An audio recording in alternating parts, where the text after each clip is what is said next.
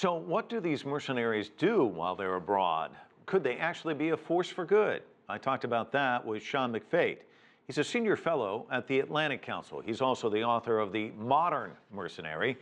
He knows this topic well because he was one working for a private U.S. military company in Burundi.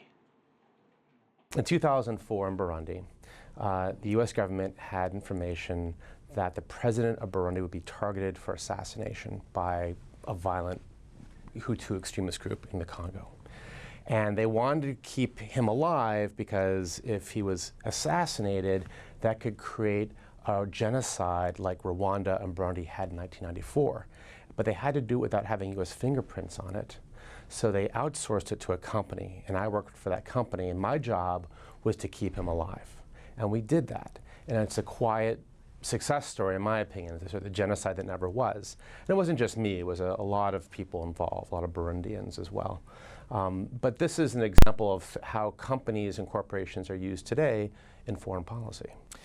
But we look at Blackwater, Iraq, guys go off the rails, 17 people massacred.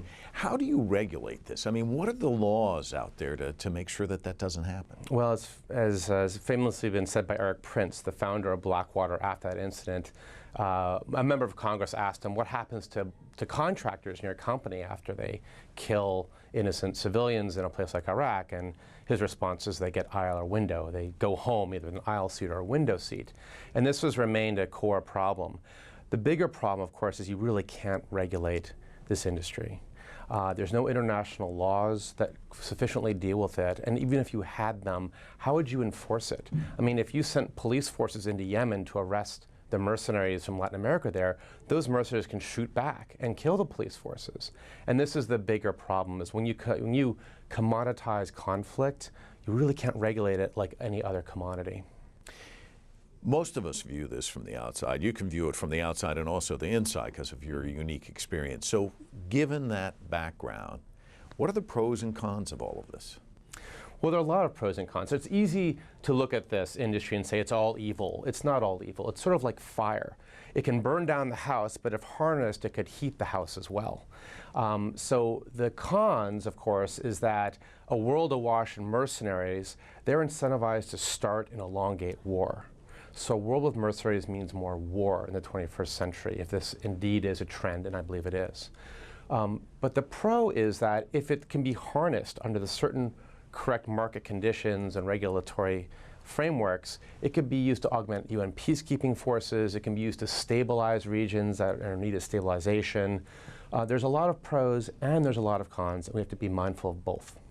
There's an expression in this country, skin in the game, but when you start looking at conflicts, and let's say we're outfitting all the units with guys like yourself, basically mercenaries, and then we're putting drones in the air. There's no real skin in the game, is there? I mean, talk to me, but there are still victims on the ground. Right.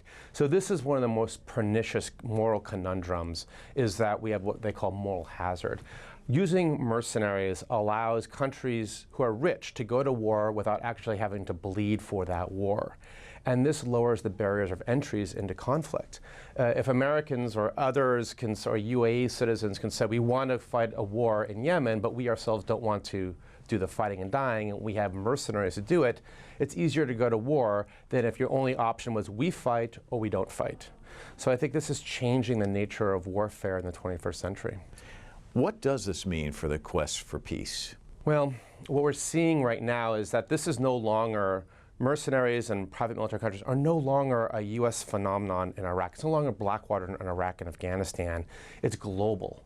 Anybody who has enough money to hire mercenaries can wage war for whatever reason they want. It could be companies, like it could be an oil company, it could be a small rich state, it could be a guerrilla group, it can be a rich, very rich person or an oligarch.